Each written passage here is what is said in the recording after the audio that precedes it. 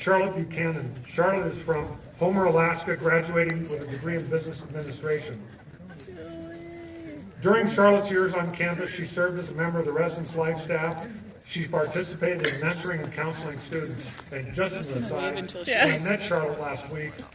Charlotte is a non-trad student. That is, she didn't come here as an 18-year-old freshman. She came a little later in life. But Charlotte shared with me that one of the most satisfying parts of her experience here at Western was working so closely with so many of the undergraduates. And undergraduates, she wants me to thank you for all you've done to help her as well as the support she's given you. Following graduation, Charlotte is moving to South Korea, where she will teach English. We were kind of laughing about that today, that Charlotte is a business major who's going to teach English. Good work, business faculty.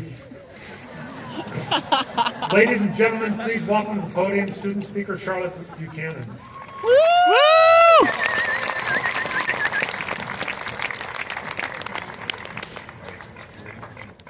Thank you, President Hellman. Good morning, everybody. Good morning. Many of you already know me. I'm the overachiever who always sits in the front row. I ask too many questions, and I'm kind of a know-it-all. I think it's important that I explain how I came to be a student at Western and what might qualify me to speak to you today. I was born and raised in Alaska, and when I was 12 years old, I was forced to leave home. Over the next few years, I lived with strangers who were unkind to me at best. When I was 15, I went out on my own. I was determined not to just survive, but to thrive and to repair the future that was stolen from me.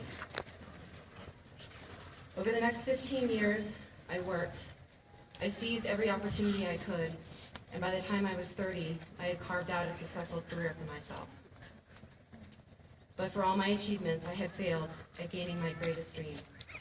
I had always wanted to be a college student. In 2009, at the peak of my career, I lost my job in a recession. I knew I could not compete with the talent that was being flushed into the job market, and I realized that my opportunity to go to school had finally arrived. I want you to make no mistake, this is not a sad story. I believe that my past was meant to shape me, it made me strong, and it made me determined. The lessons that I have learned have been invaluable to my success. And even though some days I wish I could have gone to college when I was younger, I look out at you, my class, and I know for certain that I was always meant to be here, to share what I know, to live and grow with you. Over the years, many of you have come to me for advice, and all of you have gotten a piece of my mind, whether you ask for it or not.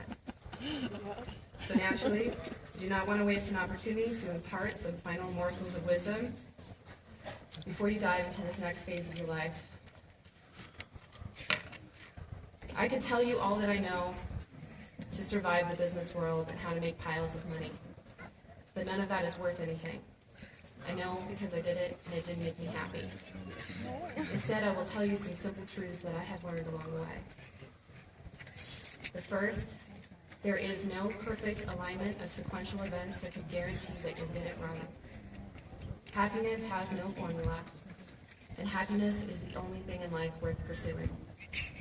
No matter how simple it may seem, focus on what excites you, what drives you, and what brings you the most satisfaction.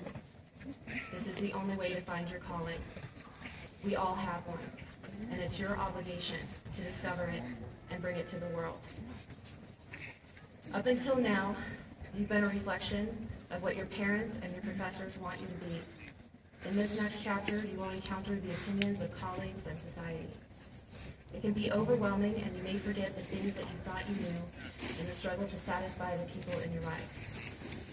There's a secret. Let go of who you thought you were going to be, and embrace who you really are.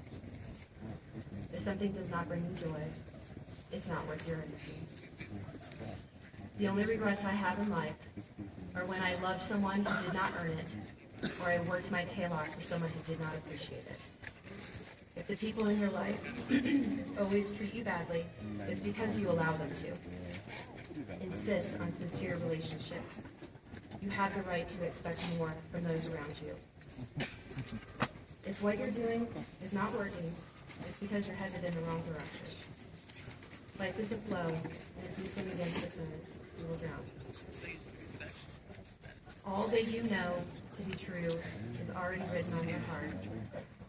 Silence the voices of others and listen to the wisdom buried in your unconscious.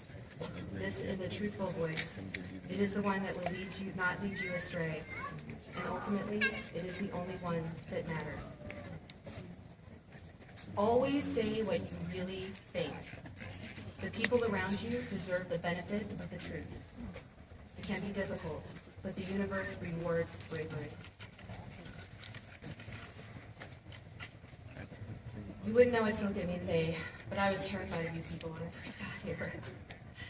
I thought I would feel out of place, and I thought I would be too old to even matter.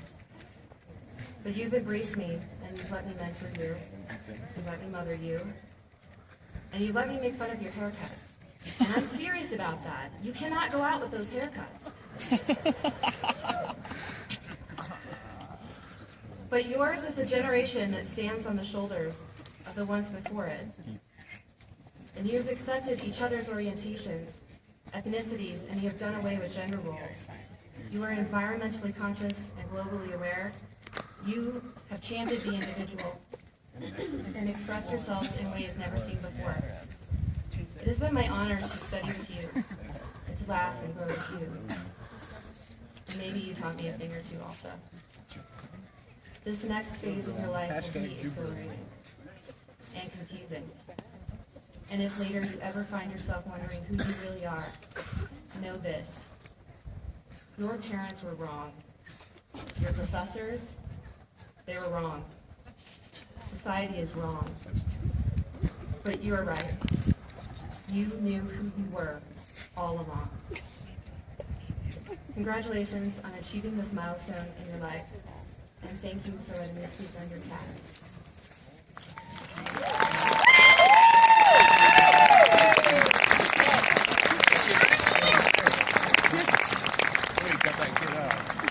Thank you, Charlotte.